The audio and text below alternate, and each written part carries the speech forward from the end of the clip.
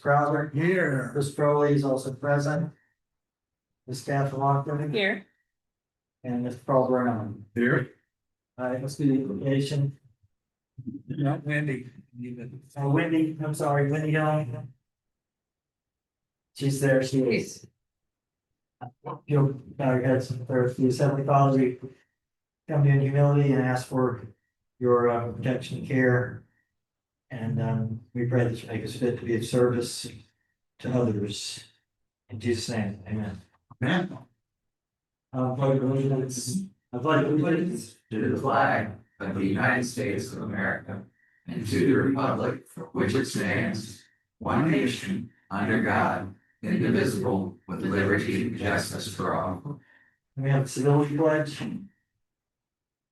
We pledge to build a stronger and more prosperous community by advocating for civil engagement, respecting others and their viewpoints, and finding solutions for the betterment of our town of Allendale. Under a motion for the approval of the March special call meeting agenda. So moved. Do I have a second? Second. Any discussion? Yeah, of course. Our code says we go by Robert's Rules of Order. And Robert's Rules of Order says that unfinished business precedes new business. But and I will whatever discussion, I'm okay with it being the way it is now. We can always reorder it, right? Yes. We just can't add to it. Unless you have had You can your always, yeah, taxes. but you can always, I just talked about this at this training camp, so you can always change the order on an agenda. You can only add items, you can add items to an agenda with a 2/3 vote. If it's, if you're adding an item to agenda that is the final vote on a matter and there's not a public hearing, you have to demonstrate extended or emergency circumstances.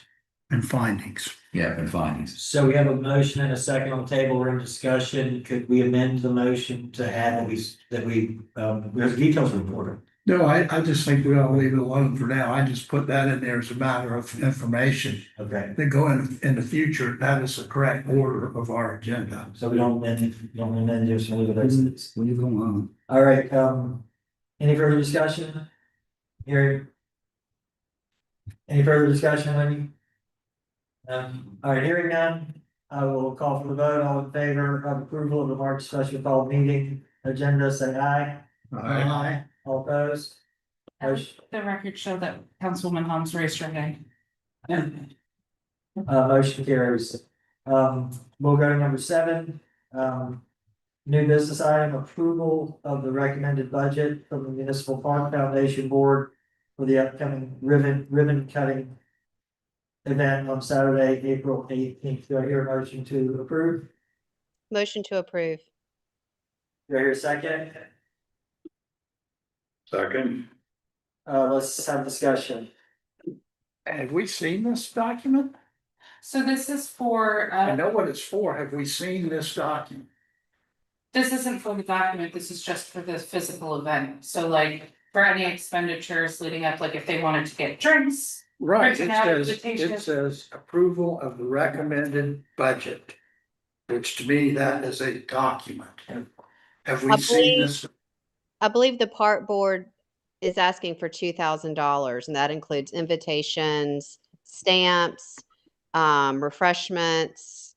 If they have to order a porta potty for the event, they approved this, so we should have something from them. That's my point. I can't vote for something I haven't seen. What leads you to believe that, Wendy? Have you seen that budget? No, Ashley had called me and said, hey, I forgot to get you guys to approve the expenditure for the ribbon cutting. And I'm like, oh, just email Catherine and copy me and I'll see if we can add it to our agenda. So they have it. I don't know if a copy got sent to Catherine. At the park board meetings, they just discussed to not exceed expenses up to $2,000. There was never a formal budget document. So we could put forth a motion to approve for the park board to spend up to $2,000 for the ribbon cutting ceremony.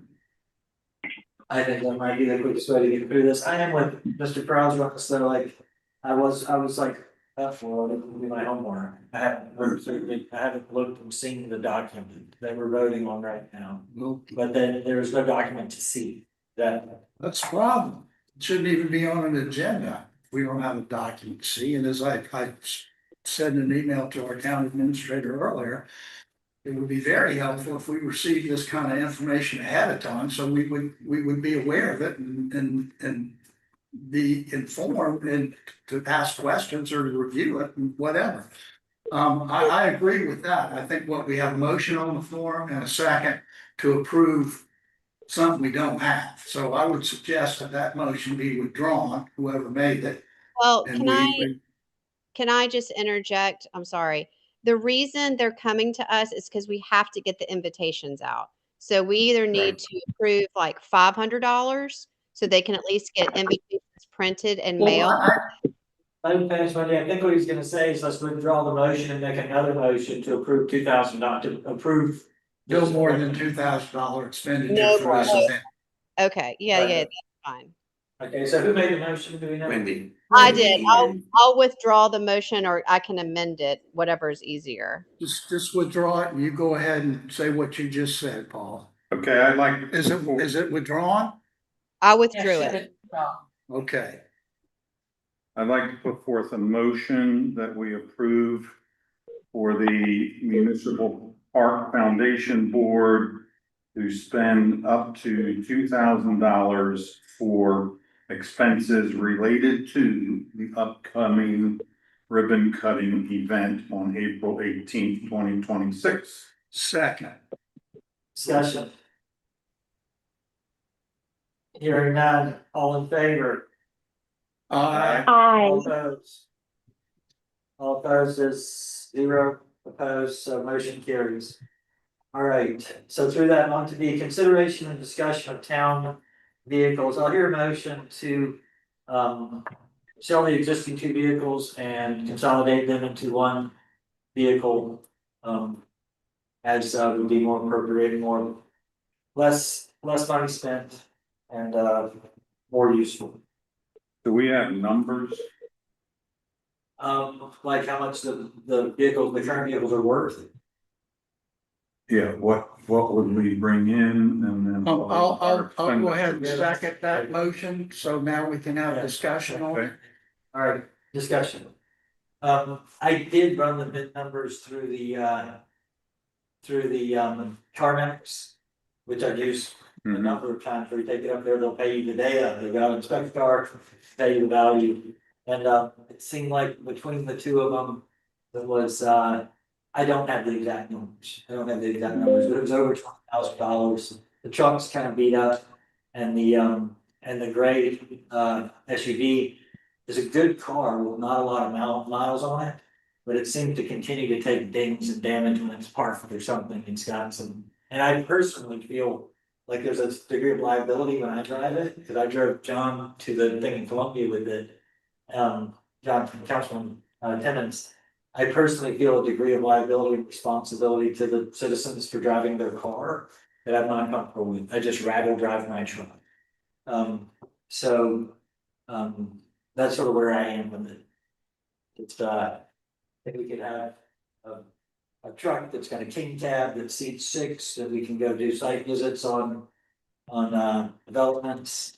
And otherwise, if that car is meant to be the mayor's car, I do not receive that responsibility. I'd rather not receive that responsibility. What you got, Ken? I wanted to echo some of the things you said, that it came into my mind, CarMax as well. I'm currently buying a vehicle that we purchased used from those guys and sold the vehicle to them. And as you say, they'll give you money on the spot. You can put it towards that car or take it home, whatever. I don't necessarily think we need a brand new vehicle. That a used vehicle would be perfectly suitable for the town. So I would suggest that, we continue this, endeavor with the CarMax or Carvana, or, I mean, I don't know what our procurement thing says about something like this. But, we need to do that, I think, so I'm in favor of, getting rid of both and getting one different one, preferably a used one, because it's not gonna be driven that much. Yeah, I like letting somebody else take the hit on a brand new car. Because it drops in value by how many thousands of dollars when you take it off the lot, right? So I like a good used car, a little bit of miles, like under 40,000 miles or something I'm driving. But a truck, something that's got what's necessary to go into these planned developments and make sure that the planners can get in and out too, they can see. What do you think, Councilwoman Helms? I just wanted to make sure that we got a vehicle that had maybe at least some towing capacity. I mean, if this is gonna be something that's shared with like a utility manager or the planning manager, but possibly also used by like a park board member, if there's anything that they need to bring in, just make sure that it has a hitch or whatever capacity it needs to like haul maybe a trailer, behind it. Yeah, that's a good call. I tow things around for a living. I did an awful lot of that today, and that is what I was thinking is some kind of low emissions or treated emissions, truck that has four-wheel drive as well as tow package, which is quite common mean, standard of. I know in the past we've gotten things like air conditioners for the, I think it's Project Cool Breeze. It'd be helpful for us to be able to haul things like sandbag, if we had to do sandbags for hurricane, just, I think just having that flexibility gives more benefit to our citizens. Yeah. Or, what is the gray car, the Traverse? Is that what it is? Thanks to. It's a, We paid over $50,000 for that. it's a good looking car. And a previous council made the decision to do that. Right. I'm having some heartburn selling that for $20,000. Yeah. That's not good stewardship. The town council made a decision to buy that out of funds. Brand new. Mhm. And like I won't, before I drove it to Columbia for the mask training, I walked around it to check it for damage. And I'm not sure where it received the damage that it's currently carrying, but it doesn't not have body damage. And that was, I was like, I took pictures of it, but I didn't want it to be on my lot. And that's gotta make a car appreciate. Can I buy it? I don't know what ethics That's all part of our procurement code and dispensation of assets. Yeah, so I would just have to look up the sale of assets. And maybe I checked to see what CarMax had to say on it, and it seemed like about what I guessed, given the blue book value on the cars, it seemed fair, it didn't seem like. Oh, I know. Yeah, $20,000 for $50,000, Yes. like it was. I know that it wasn't used for the original intent. Know that. I just have trouble, I mean, we have a fiduciary responsibility to be responsible. I do think that it's worth as much right now as it's ever gonna be worth. Good observation. I didn't think of that. The longer we keep it, the less value it has. So we do have. Oh, never mind, that's part of our, different part of the code. So I we, do think we should advertise. I don't think we should just sell it to CarMax. I think we should maybe advertise it as a private sale. And then if we don't get any bites, then maybe go through a CarMax or a Carvana or something. yeah, that CarMax to me is just so done and they give such good, I've always been like, yeah, that's right. And it's as good as cash. If they give you a quote on what they'll pay, you can take that quote to another dealership and give them the paper and they'll honor what CarMax says they'll give you for it. Did you ever do that? I did that too. I've not done that, but. But I think what we're deciding now is that, I think what the motion is to take our two town vehicles and turn them into one, whatever way that we get that done. Do we need to address that now as well, or are we just making a decision?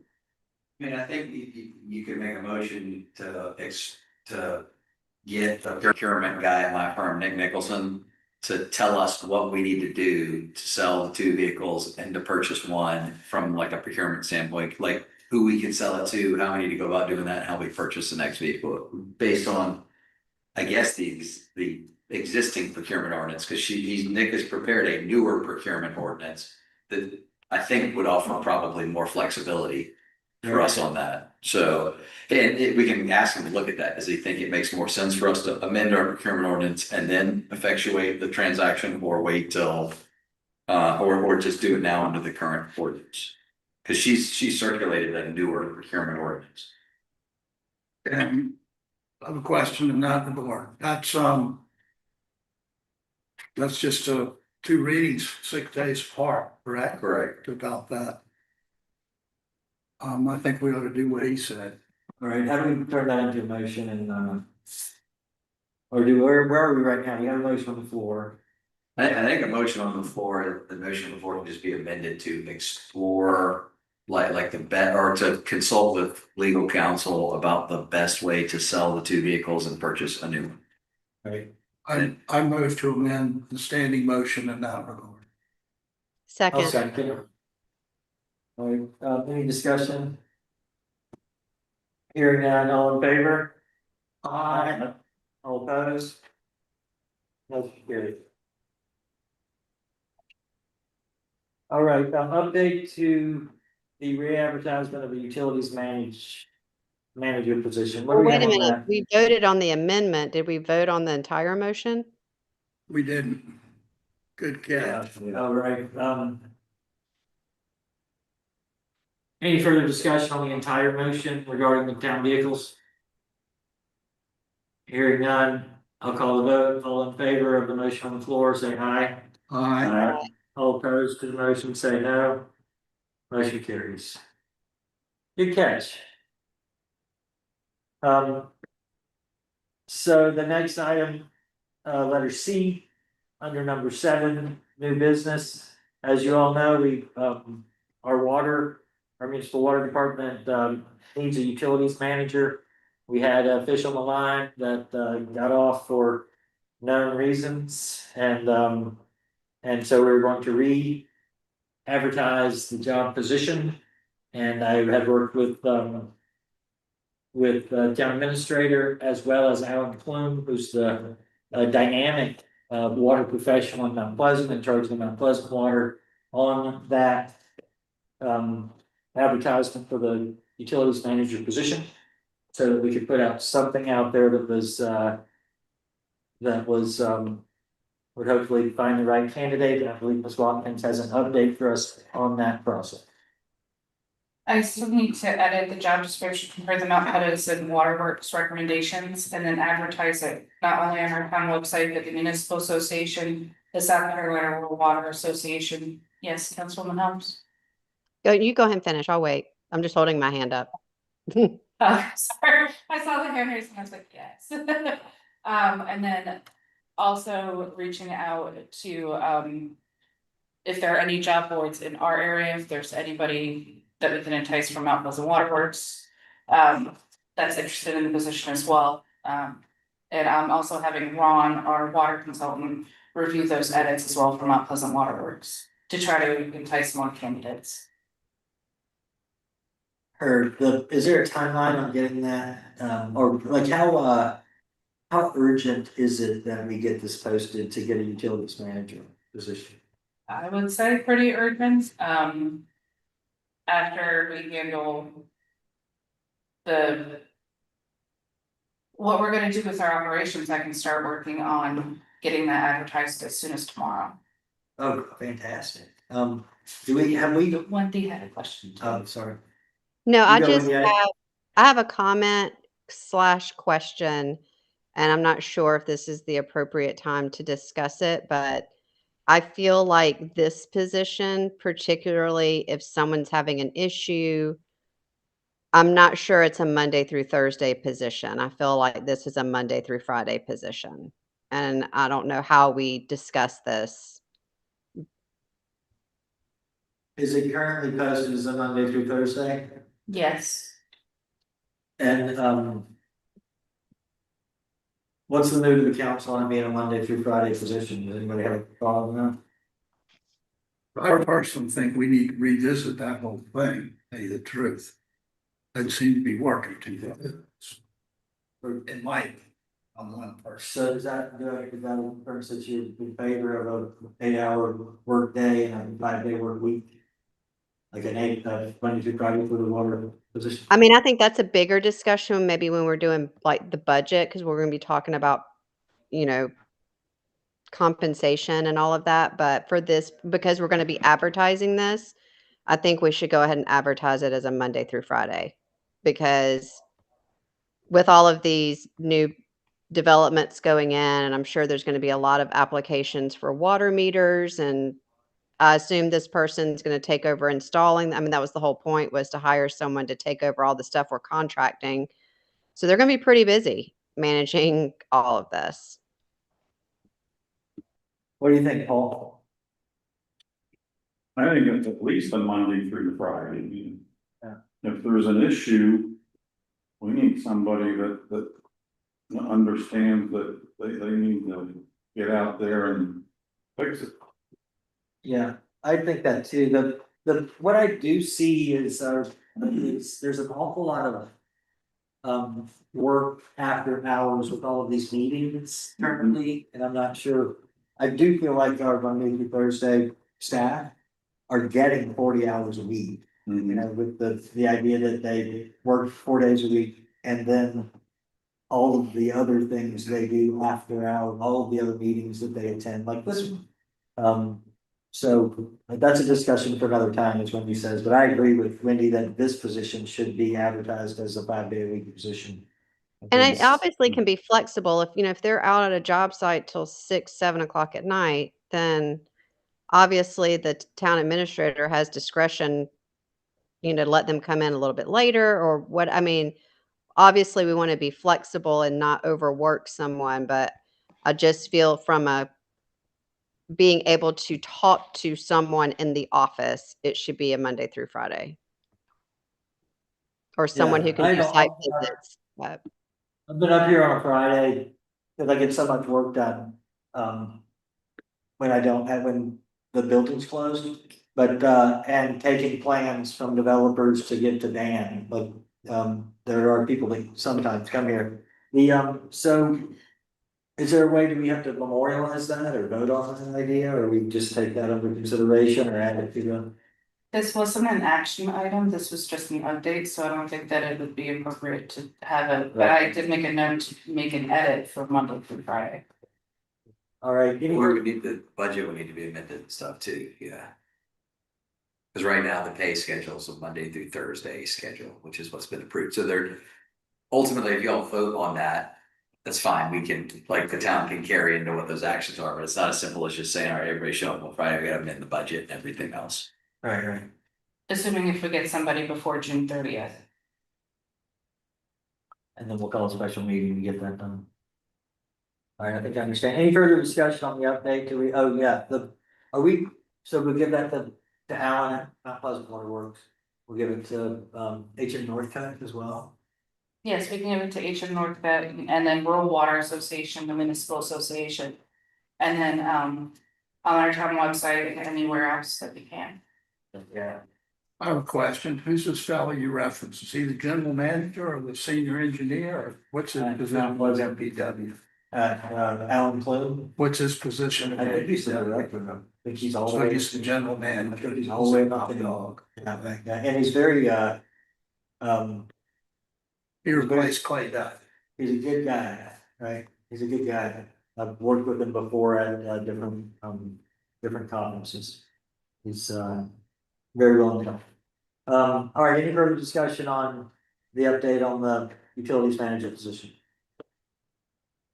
All right, here now we'll move to number 8, unfinished business items. Letter A, approval of the operations and timing for the power shutdown at Town Hall for approximately 2 weeks.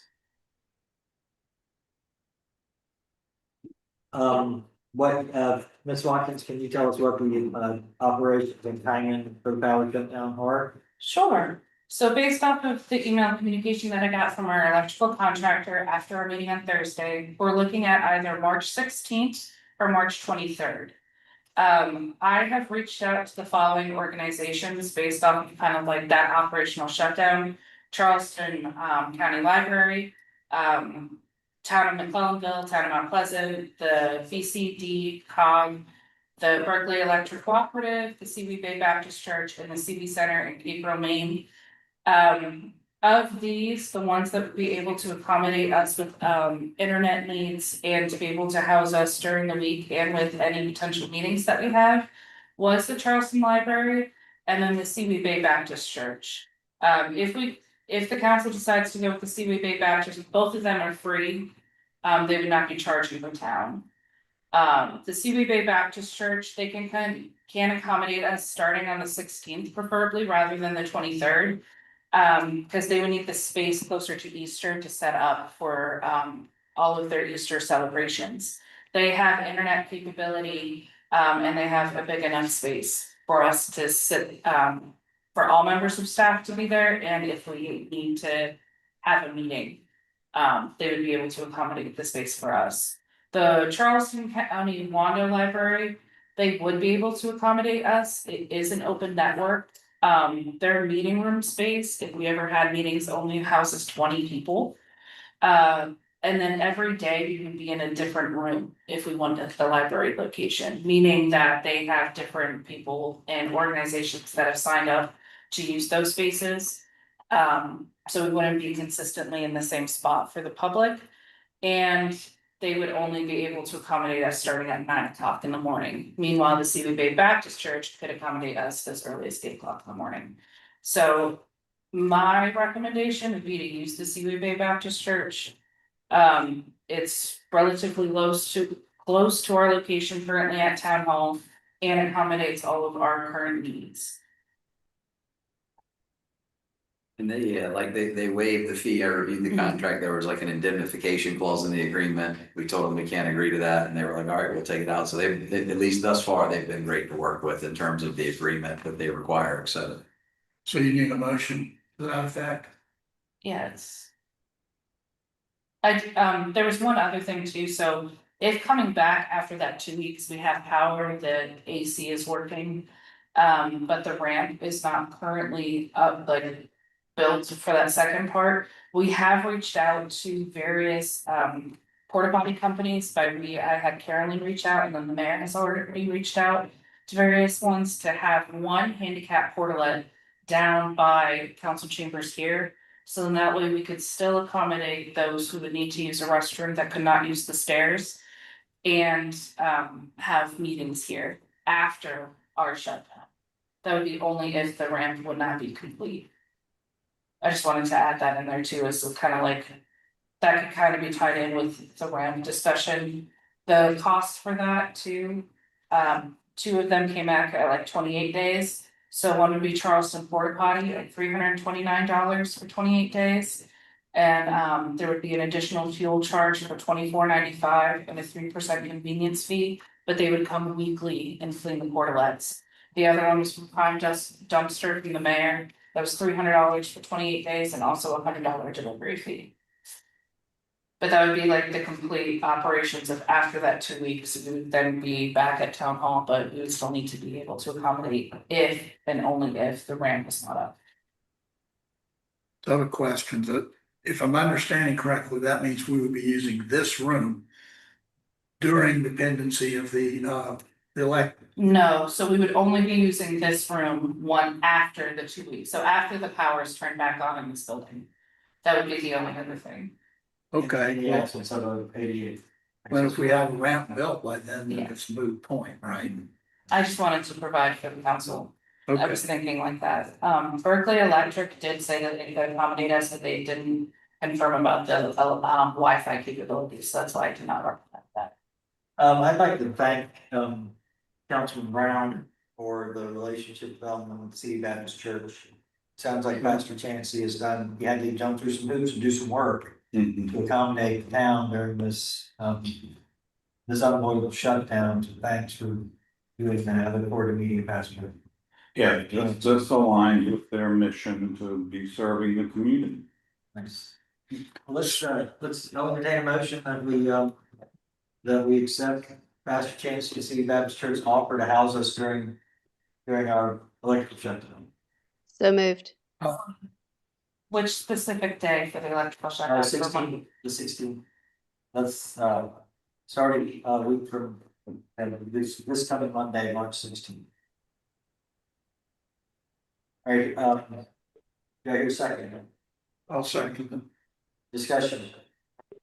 Wendy has a question. Wendy, I just wanted to make sure if someone, like a citizen, needs to meet with Dan or come in and pay their water bill, is the church okay with the public Yes, coming in? they're- Okay. Yeah, they are okay with that, because I did note that we would have people coming in and out and meeting with us, and they said that they were fine with it.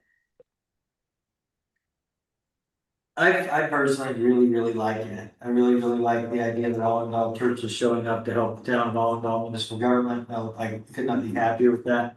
And I also, will say that 2 weeks is the longest it would take, and they're saying, first they said 3 days, like the VDC said 3 days, but then the electrical contractor said a week. But if the weather goes south, then 2 weeks, so I think we may be back in here, you know, I'm an optimist, I'm a spectrum optimist. So I hope we're back in by a week. Any further discussion on the motion on the floor? Hearing none, I call for the vote, all in favor? Aye. All opposed? And that's Grace Gasper, she also joined. Okay, Grace. Oh, okay. What time did she join? She I joined, joined when you were debating the agenda for tonight, I think, or yeah,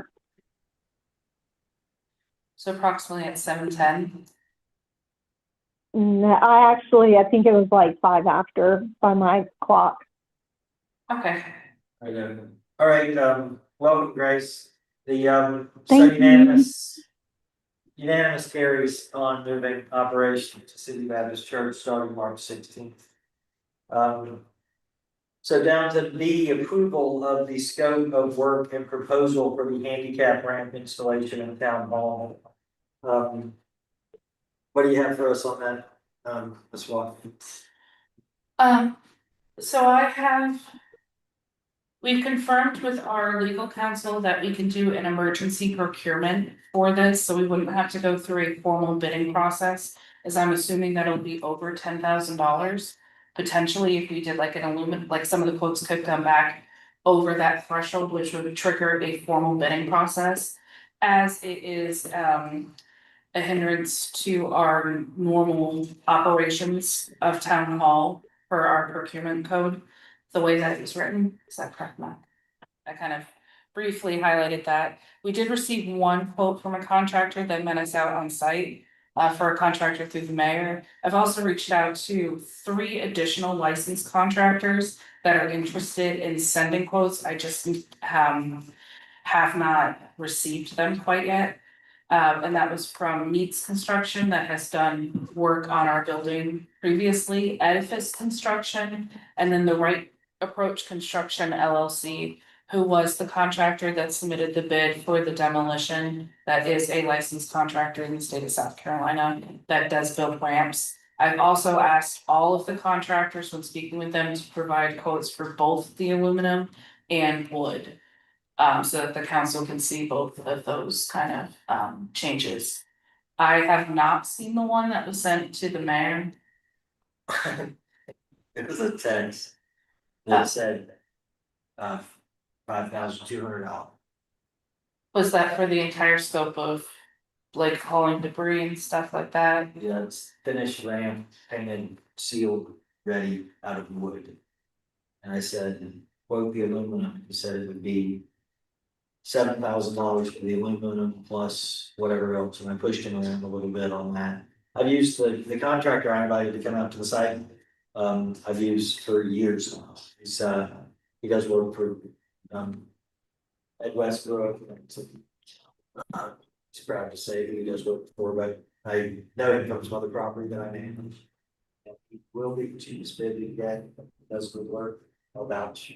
I also asked him if he can have the work done by a week from this Friday. And he said yes. So that is what I have there, you can ask him the more. The extenuating circumstances with this fellow's named Chris Lassane is that he has insurance and he has a business license. His business license is in Mount Pleasant. But what I think our ordinance requires is a business license through the county. So he would need a town of Allendale business license, and he would need a business license for any jurisdiction that he would be working in. So he would come to us first for the business license, and then Charleston County Revenue Services acts as our business license official, and they would issue the physical copy of that business license. So how quickly can we get him a business license? Well, I also want to confirm that he has an SC LLR license too, in order to do the handicap ramp. Okay. What do you need to see that he has? And a South Carolina license and labor. Yeah, you can look now. What's his name? What's his business name? His name is Chris Lassane. He may not be our guy because he's just born and raised Mount Pleasant. He goes to Mill Village. He's busy as he can be. What, being a design lumber guy here. How is it gonna be designed? I mean, we had to take the one that's there out. So that, because it didn't meet code for the panels. So we have a design that does meet, that still serves a function. Do we need a permit? Yes, we would need permits for this job. We did specify to the contractors that they would need to be 3 feet away from any of the electrical equipment, and then they would also need to meet all of the requirements for the steep and the grade of the ramp for ADA compliance, which is the reason why that it kind of like did an L shape. Yeah. Going up because the grade was too high. Okay. So they did bid us for all of that. We went through different scenarios. We've met with them on the job site here. The other ones, I know that they are interested. And I told them kind of like the scenario of what it looks like, because I didn't have physical like drawings to give them. Mm-hmm. And the lumber, there are 2 different grades of treated lumber. Please. There's the Lowe's grade and there's the better stuff. Which is, it's KDAT, kill dry after treatment. And I recommend that we make sure that's what we're getting. And the kiln dried product, where do you get that? Like ICE or? I see Lee has, and I know that for a Is that fact. like marine, is that like marine relief? No, see, they also have dock Right. material, you don't need that. And so here's what I figured. Is that because this is a municipal project, it's gonna take longer than we have. Yeah. Before we reload. And what I'm learning.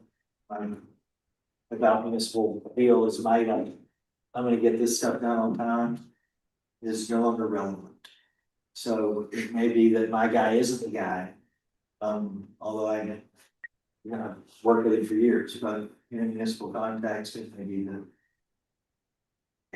My solution isn't the solution. Because we've gotta have, there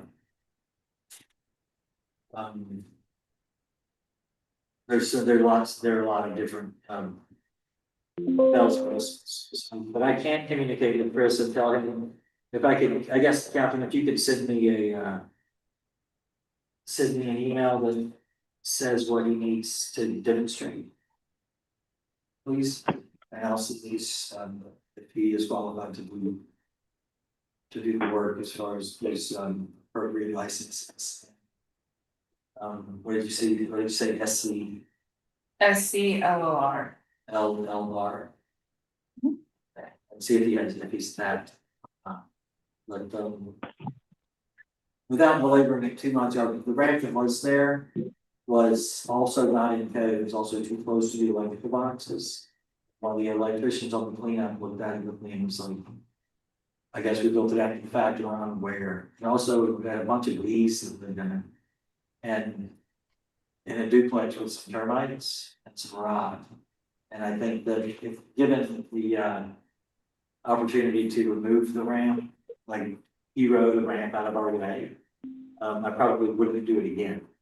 But I did remove the ramp with no permission to supervision, so I apologize for doing that, that was the right thing to do. Hey, So, Chris, did yeah. we confirm if we have a termite bond on the building? Because we just installed new wood in that subfloor in the community room, and termites love new wood.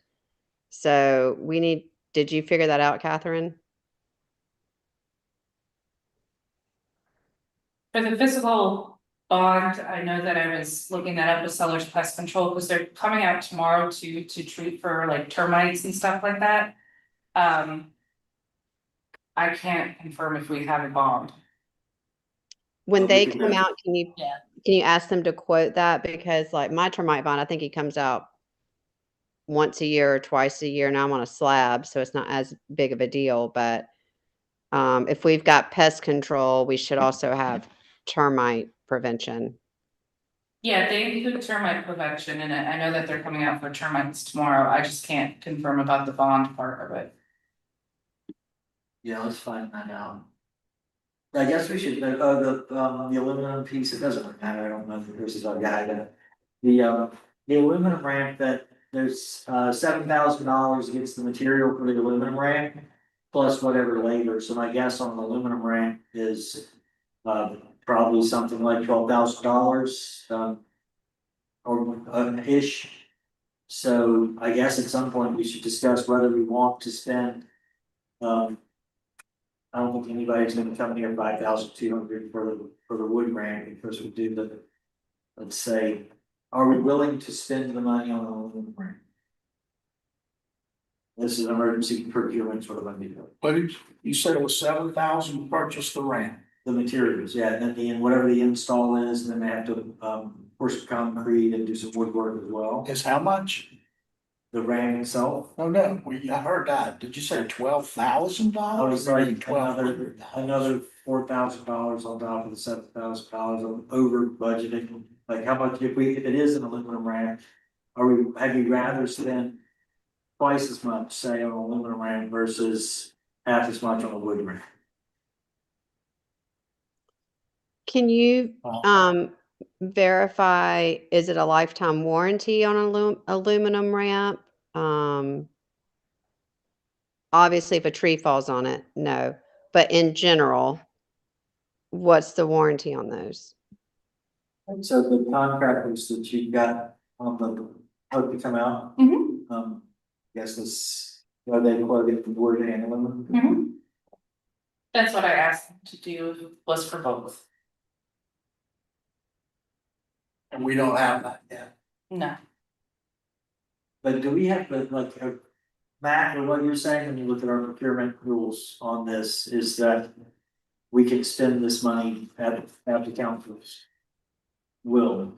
That is, yeah, and it's not me, it's a guy that's like a procurement lawyer at our firm, looked at it, we explained the situation to him, and he said it falls under, was it emergency and the critical procurement provisions of the prior procurement code, so he was comfortable with that, given the current facts and situation. All right, so say we get these bids back. And it's time to agree to sign a contract to spend some money. Let's say we decide to spend $9,750 on an aluminum ramp with a warranty, including the woodwork, everything finished and done. How do we need to make a motion to procure the necessary amount of money to reinstall a ramp here now? Give me 1 second, I'm pulling up the While he's doing that, do you think LASAINE would be a spelling on Chris Lassaine's last name? Cessna, it's like Huh? L. Lessene. Yeah, it's like Legree. LASS. Lessene.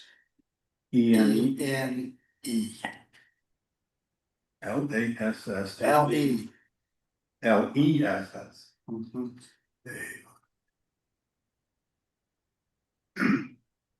Or maybe SNE. Lessene.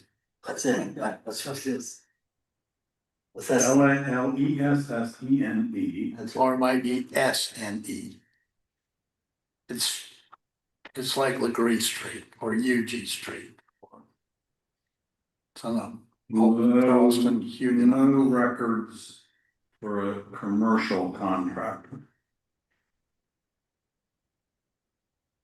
So Chris, to answer your question, under the emergency procurement section, it says the mayor may make or authorize others to make emergency procurements when there exists a threat to public health, welfare, or safety under emergency conditions, or where normal daily operations are affected or in jeopardy.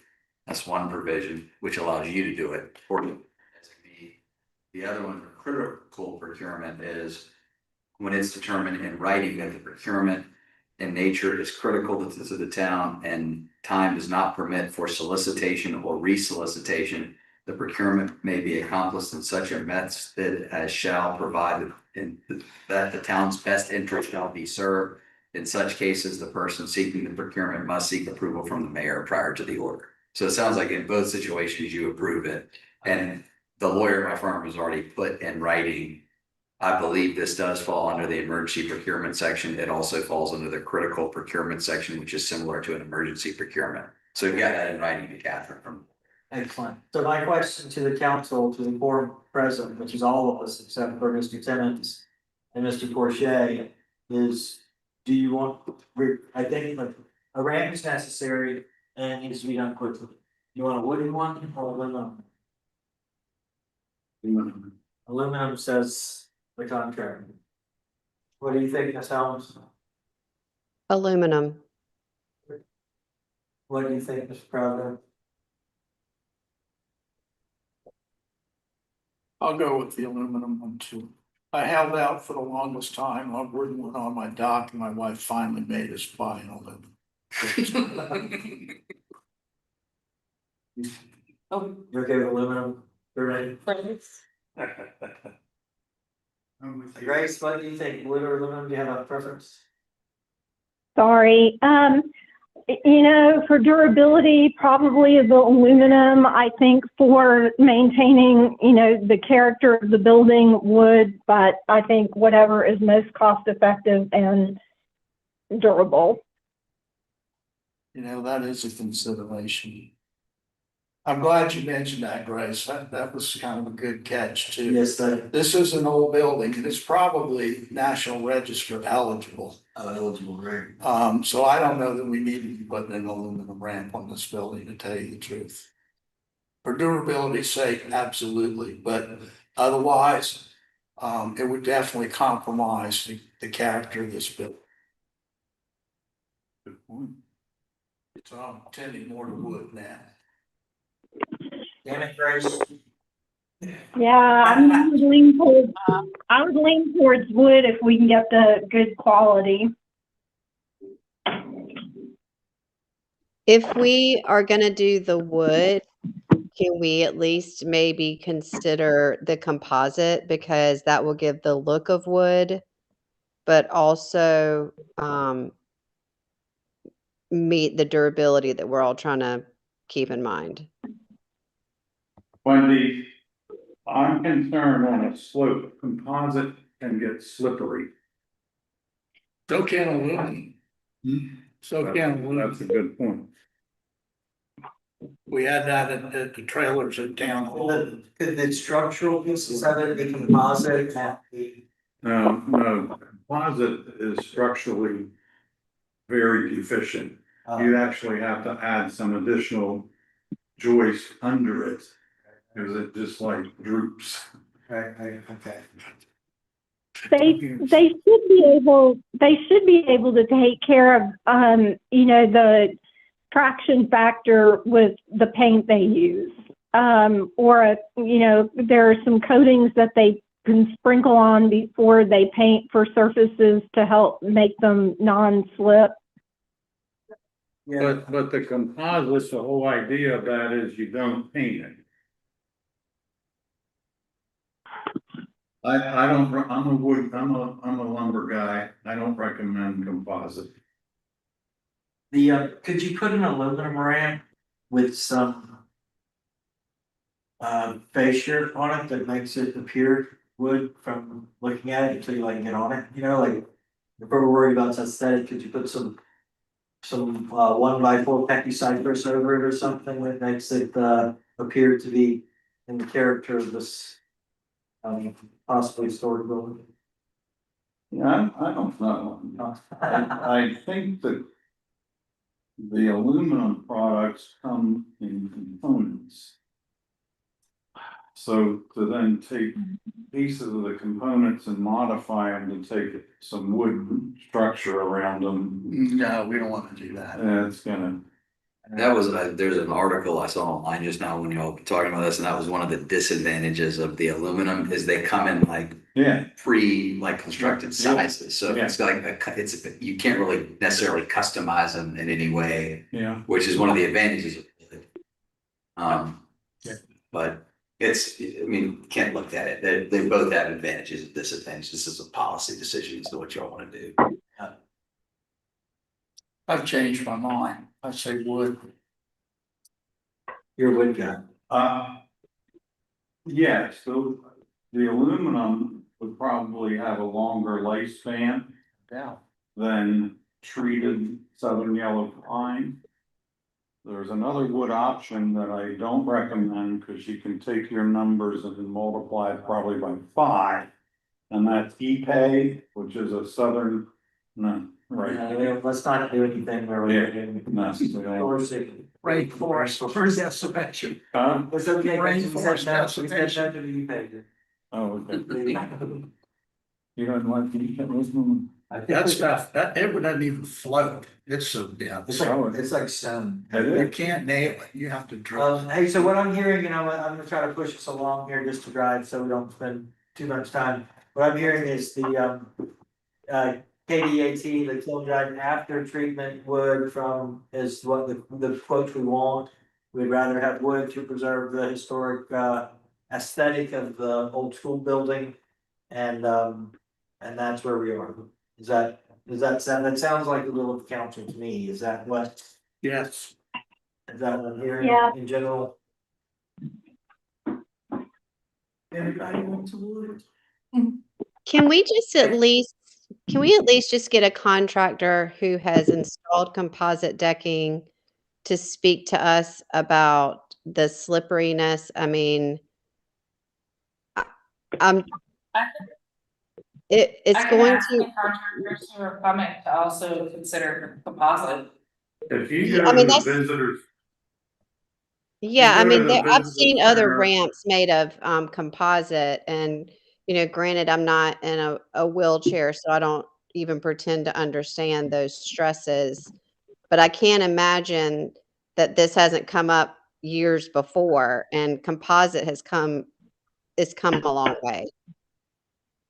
Wendy, if you go over to the visitor center, there's a boardwalk that goes over to where they do the archery when they have their festival coming up. Walk on that boardwalk and feel how each individual board deflects. Composite has no modulus of elasticity. To throw out some. I do think that word. when he's assuming a lot. You mean it's stiff? Yeah. MOE, we call Is that stiffness or does, yeah? it. It's stiff, right, it doesn't have stiffness, it Oh, flexes considerably. I'm not a fan though. I think I understand, what we have in front of us, my only thing is like, I don't know what sort of relationship we have with the contractors. Like, especially the fellow that's worked for us here before. But if we could express to them that this is an urgent matter. Oh, I've had with all 3 of you. Great, and just like a request there, their consideration for expedience, please, like getting it done. The impossible ask would be that it's done by a week this month. Well, that was. All right, I'm gonna ask, like, here's what's gonna happen is, we're gonna come with a wood quote on the good treated wood. And we're gonna get it, and if it doesn't like blow my mind, I'll. Email you guys and tell you what it is and approve it, and we'll build it. Yeah. Right? Everybody agree that. That'll be, all right, any further discussion on the approval of the scope of work and proposal for the handicap ramp installation at the town hall? All right, I entertain a motion then to go into executive session for the stated purpose of personnel matters, South Carolina Code Section 30-4-70.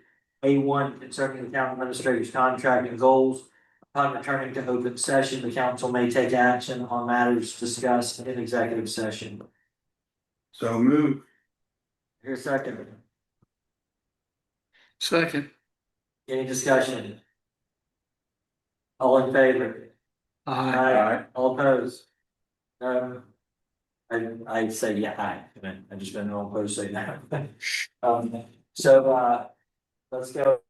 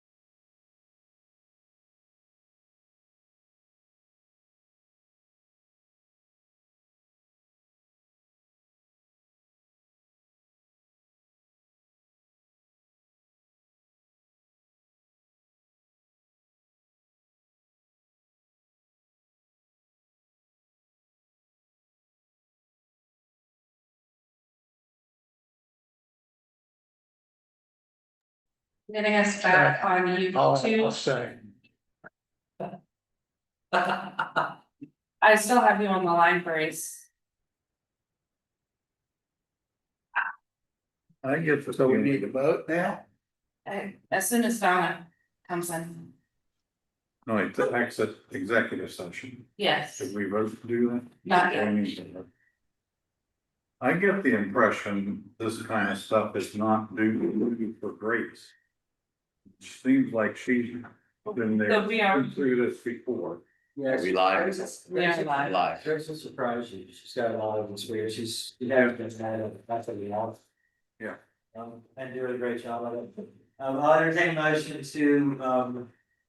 to leave executive session. So moved. Second. Any discussion? No motions or votes taken during executive session. I always forget that. There's no motion.